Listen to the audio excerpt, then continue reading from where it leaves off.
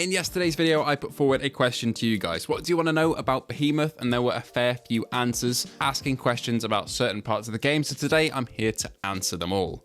There are a fair few, but not tons and tons, so I'll take that as an indication that I did okay in my video of answering questions that you guys might have had, but there are a couple that we'll go through in today's video from you guys on specific burning questions about game mechanics and so on and so forth. So before we get into that though, as you'll see on the screen right now, only 20% of you are subscribed and we're on the way to 10k. I've got something special, hopefully that'll pan out in the works for a little celebration video. So if you can help us get there, that would be much appreciated. You know the drill with all the like and subscribe and all that stuff. Anyway, let's get on to what you're actually here for. The first question from James Bales 5314, but I also believe your handle is Jin007, a license to chill, one of our YouTube members, says, "Hi Jammy, is there any multiplayer and does the game have crafting and skill trees?" I can say there's no multiplayer at all. This is a single player standalone adventure, which personally for me is how I quite like it. I'm sure the game would be fun co-op, but I think it's a little much to pour resources into that and kind of having to manage that. They're focusing definitely just on single player for this. The game does have crafting, although it's not the most in-depth thing you can think of. It's not like No Man's Sky really. The extent of it for me in this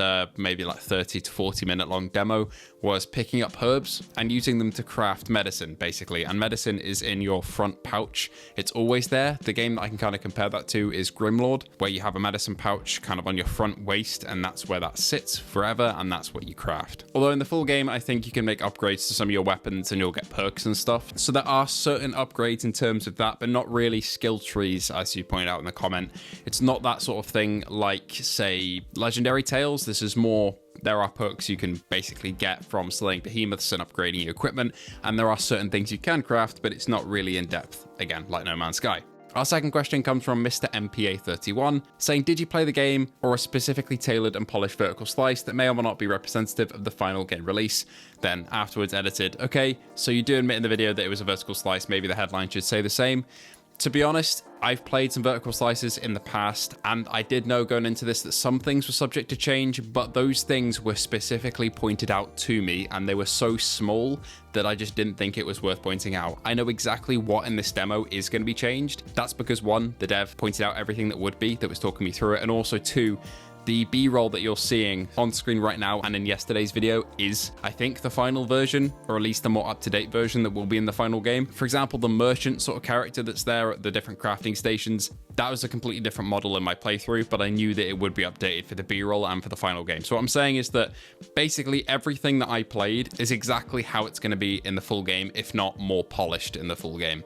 None of this stuff is really going to be messed about, and hopefully you can trust Skydance on that. I certainly do with their track record, but I had no indication from them that everything's going to be overhauled or changed here. The actual vertical slice I played is present in the game. It's just shortened down to the half an hour to 40 minutes or so that I played. The vertical slice that I did play through will be extended up to 2.5 hours with more stages in between, but those beats will still be hit the same in the full game. I hope that made sense. Basically what you see here can be trusted is the main thing. Outcast comes in saying, "Not always a big thing for me, but I hope there's collectibles and replay value similar to Horizon Call the Mountain with the climbs, targets, and rock stacking. I don't know the full extent of this, but I can guarantee there are collectibles to pick up, and they give a lore about the world when you do. In my playthrough, I picked up a little elephant statue, I think it was, and although that didn't unlock anything for me in my demo, in the full game, yeah, it will tell you some lore and stuff, so it does reward you in exploring the little nooks and crannies around the map.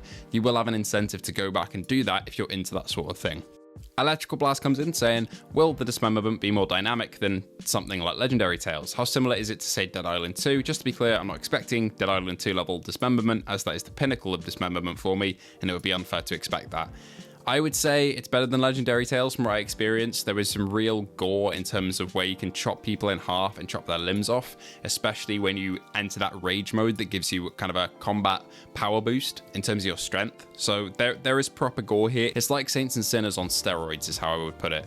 You can see in the trailer as well and the gameplay that we showed off in the B-roll that you can kind of like slice people's faces in half, and I think that is the pinnacle really of what they're doing here. The gore tech is really, really good. From Sean Lumley here, not necessarily a question at the end, but something that can be answered. They said, "If the section that you played is 2.5 hours, there's a good chance that the experience is full length, 8+ hours. I hope this is the case. There's not many made for VR games at AAA quality and long experiences." Yeah, I think the dev said the game was probably going to be around a 12-hour experience in campaign for the average player. So yeah, you're looking at a proper length game here. Grey Matter Shades said, awesome stuff, man, and congrats on keeping a lid on the excitement until the embargo lifted. That was very, very difficult. Did the developers talk about Dark Messiah of Might and magic being an influence? The melee combat is giving me some of those vibes, which is a good thing. Can't say they did. The ones we talked about were kind of Blade and Sorcery, Dark Souls, and Shadow of the Colossus were the big three. But if that's a good thing and you're seeing that combat in here, it may well have been an influence. It's just not one we talked about, specifically with me to that dev. But there's a good chance, if that's a game that will be known in the team, that they may have brought an influence like that over. It could well be the case. Regarding multiple paths, did the developers say it was sort of like Deus Ex or Dishonored, where you can take a stealth path, or a combat-heavy path, or a platforming path to lean into a certain element of gameplay when traversing a level, or was it more like you just pick one and they give you a mix of all gameplay styles? That's a bit of a difficult one to answer from what I've played and seen. It seems like the levels, in terms of their linearity, are funneling you in a direction, but does let you pick kind of what you want to do. Not necessarily in the case of, say, you can take this stealth route or this loud route, but more like there's two paths to the same tower, for example. One of them is higher up, one of them is lower down. They might have different enemy variety on each of them, but you can see both of them from your starting point.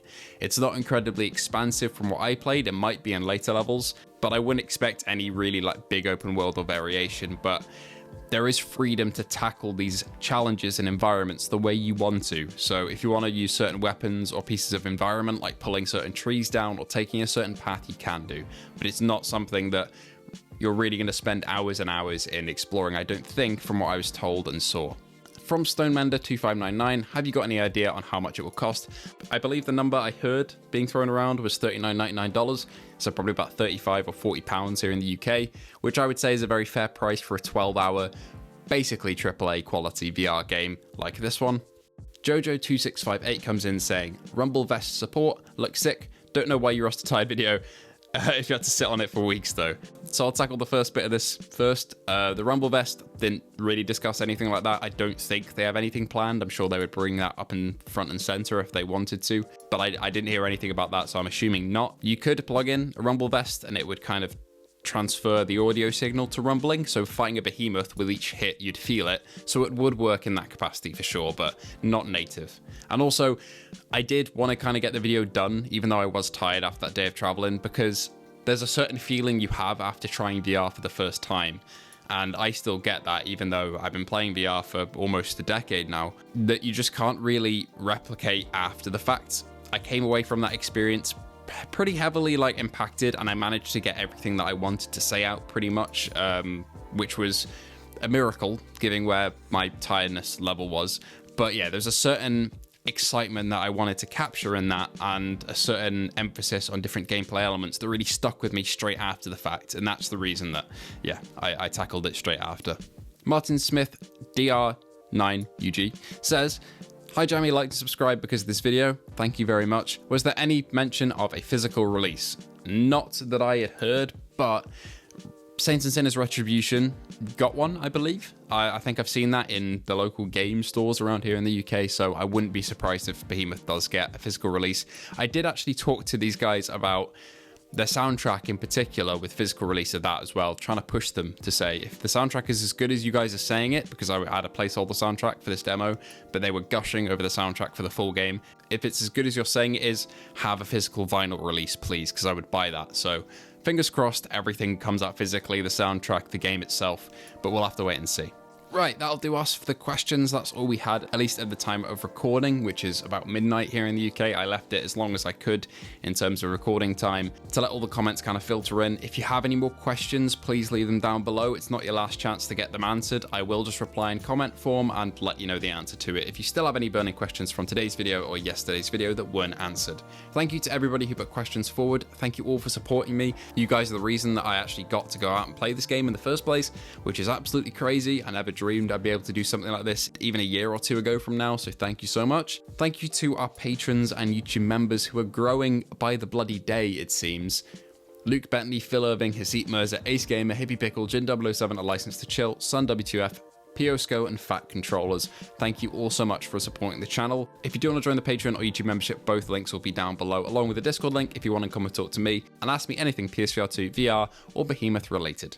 Thanks again for tuning in, and I'll see you all in tomorrow's video.